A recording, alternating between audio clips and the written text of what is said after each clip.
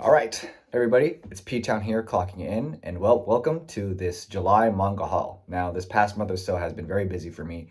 On one hand, I've been getting a lot of organization and paperwork together as I prepare to transfer colleges. It was also very busy because I even took two different trips, one with family and another trip with friends. The recent trip with friends I just got back from. And of course, this month has also been very busy on the manga side of things. So, without any further ado, without wasting any more time, I'm just gonna bring up my manga collection here. It's very big, and I'm really happy with all the manga I got this month. This has been a very good month for manga. Not just the stuff that I wanted to buy, as well as just spending the remainder of my birthday money on manga. And without any further ado, let's get into it.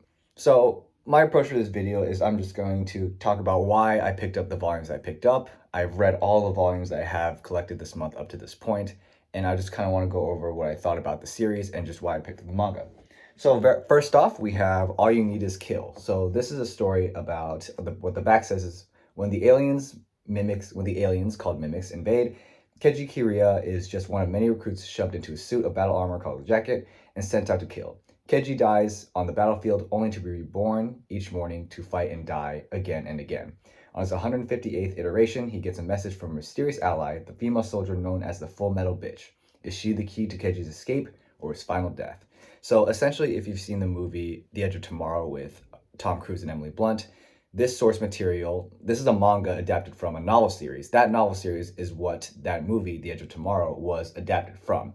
And so All You Need Is Kill and The Edge of Tomorrow they basically have the same premise, but both, I think, have different narrative points. They have different approaches to the fate of its characters, as well as, like I said, different narrative points of the story, enough to the point where I feel like there are two fairly different experiences. So I really enjoyed the movie, and I also really enjoyed this manga. This is the story in its entirety. I believe it's a collection of 2 volumes. I read this on the plane on my way to my trip in Hawaii, and I read it again on the way back. And I do really enjoy this series. The artwork is very, I don't really know how to describe it. I really love the artwork. The illustrator of Death Note, I believe, did the artwork for this, and I just really enjoyed this series overall. And it's really cool to have an entire story in its entirety, just through one collection, one volume, one book. As you guys know, and when I did my original manga collection video, I had volume 1 of Black Lagoon. And as I was reading it, I decided to go ahead to get to volumes 10 and 11 of Black Lagoon right here. These are the 2 most recent volumes. I believe 11 is the most recent volume. There might be a 12th one out right now. Either way, these are the most recent volumes. This encapsulates the red light arc. I forgot the name of it. And I guess I will give my thoughts on Black Lagoon now. I'm a fan. At first when I picked up Black Lagoon, I thought that I would really only like it for Rebi right here. I thought she would just be a really fun, badass character to kind of, really invest in. And while that badass persona is present, what ended up drawing me to Black Lagoon the most was her flaws. She's not a perfect person. She's human. She's endured a lot of trauma growing up. And as a result, she kind of has this very nihilistic outlook on life. She has a bad temper. And she has this severe attachment disorder. And as a result, you kind of see her. What was cool was seeing her and her relationship with Rock, another character in the series. And as a result, watching their complicated relationship fluctuate and them kind of learn more about each other ultimately ended up being my favorite part of the series, even amidst all the bombastic action. So probably won't read any more of Black Lagoon for a while because chapters only come out every 2 to 3 months. It's in the middle of an arc right now. This arc right here and the arc before this was some of the longest Black Lagoon had. So safe to say it could be years before the next arc is finished. But either way, I'm a fan of the series now. I really love having, a few physical volumes to just kind of watch all the, like I said, the cheesy action. And it's just a really fun series. I'm really glad I finally got around to reading it. This month of July, I bought easily the biggest book in my collection, and that is this Dark Horse Deluxe Edition of Blade of the Immortal. Now, this is not my only omnibus, but like I said, it's easily my biggest omnibus, my only deluxe edition and Dark Horse release of Blade of the Immortal. The reason why I wanted to pick up Blade of the Immortal is essentially I kind of wanted to not only read more seinen, but also maybe add more seinen to my collection. And while I wasn't really necessarily seeking out seinen in general, I was pretty enticed by this, cover right here, and also just the idea of having a Dark Horse volume. As you know, Dark Horse also does the Berserk releases. And, just to kind of go over the premise of Blade of the Immortal, it basically tells the story of this character, Manji, right here. And essentially, he is this immortal samurai, and he's pretty much immortal because he has these worms in his body. And whenever he receives any injuries, such as getting shot or, getting his arm sliced off or whatever, these worms that are in his body kind of like sew him back together, thus keeping him alive. And so the reason why I kind of wanted to read Blade the Immortal is that, well, for two reasons. For a series like Vagabond, another kind of like samurai sword story, Blade of the Immortal has this kind of almost like a punk attitude to it. Punk, I don't know if is the right word, but what separates it from Vagabond is that it has a very nihilistic outlook on life. What I mean? As where Vagabond has a lot of, themes about life and death. Like I said, Blade of the Immortal kind of just strays from that through its character Maji. In addition, Blade of the Immortal has kind of this sci-fi element in which, like I said, kind of the worms kind of bringing Maji back to life. It has this kind of sci-fi element that isn't present in Vagabond, making it pretty different read so far. I really enjoy it. The artwork is very stylistic. Not every single battle, but a lot of the battles have this climactic finish with these over-the-top two spread panels. Like I said, pretty stylish story. I believe this was serializing in the 80s or even early 90s, and you kind of can feel its age, but I kind of like that charm. So otherwise, this is a very long series to get into, and I'm really excited for it, and I'm very glad I have this nice big volume deluxe edition to kind of fully see all the beautiful, gorgeous spreads. So really happy to have this Blade of the Immortal. I would check this out if I were you.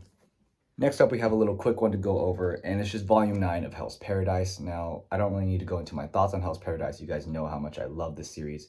I might have said in my original manga collection video that I plan to collect the rest of the series, and this is one of my efforts to do that. This is Volume 9 with my boy, one of my favorite characters, Shion, in the front, like here, looking badass as usual. This is the most recent volume to come out. I believe it came out late in July.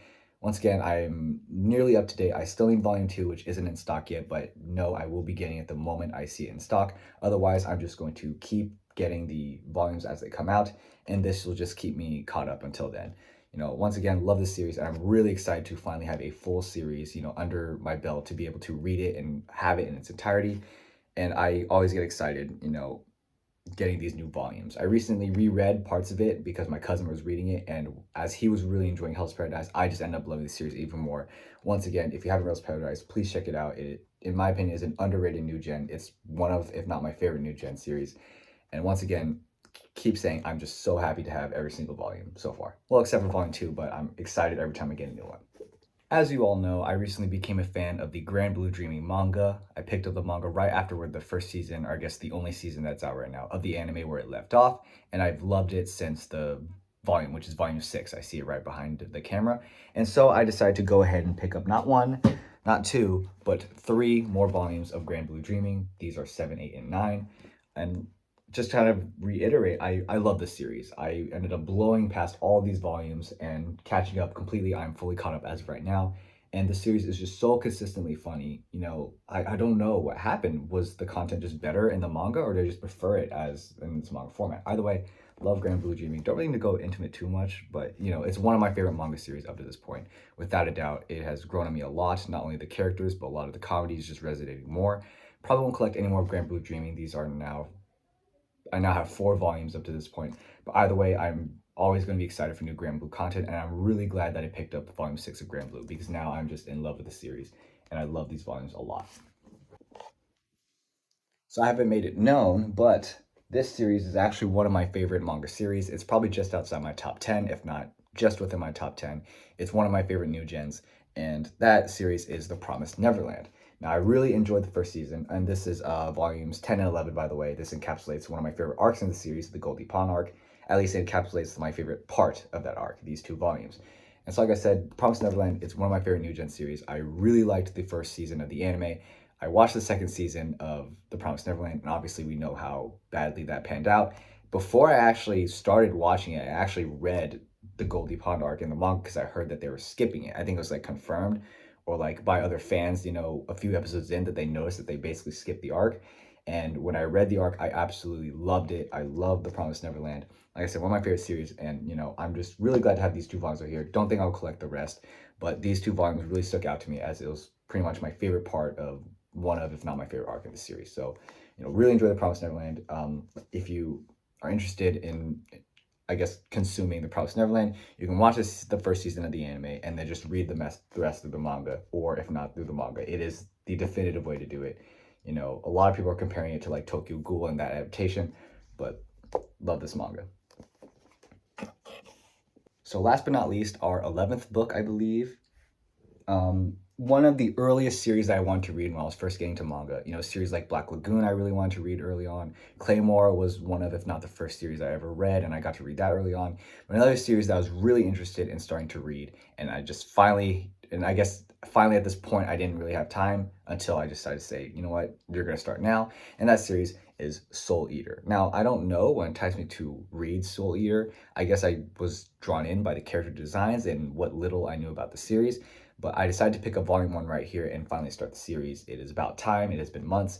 And safe to say, I do enjoy it so far. I kind of like the aesthetic. It kind of has this almost like Halloween lens to it, or outlook, whatever, you know, themes and stuff like that. Or in its presentation, right? Like a Halloween-esque presentation. I do really like it. Kind of reminds me of The Gray Man, one of my favorite series. And, you know, I'm just super excited to finally, you know, read the series. You know, this is volume 1, so obviously not much has happened yet. I don't really have that strong of an opinion of the series after volume 1, but do know that throughout the next few weeks that I will be reading the series and probably finishing this first alongside, you know, Blade of the Immortal, which I started, as well as Berserk, which I also started. I haven't really bought any of the Berserk volumes, but either way, know that I will be reading Soul Eater right here. And who knows, maybe this will not be the only volume of Soul Eater in my collection. Really excited to start it. So thank you all for watching this video. I apologize if the format kind of felt, you know, unfiltered, you know, unscripted, unorganized, whatever. I just kind of like going off the fly because it feels more natural to me. You know, as long as there's a camera in front of me, I'm not going to be completely 100% natural like I normally am, but I am definitely more natural in comparison to my other manga analysis videos, or I guess my other videos in general. So I did enjoy making this. This might be the approach I might have for the rest of the videos. Either way, I still really enjoyed making this manga haul video. Expect more in the future. I'm probably going to slow down a little bit in terms of manga, but like I said, this won't be the only manga video out there, or manga haul video that I'll do on the channel. By the way, look forward to the next video. Who knows what I'm going to do next, but anyways, thank you for waiting and coming along. So with that said, leave a like if you haven't, and I guess I'll just leave it like that. I don't know. Clocking out. See ya.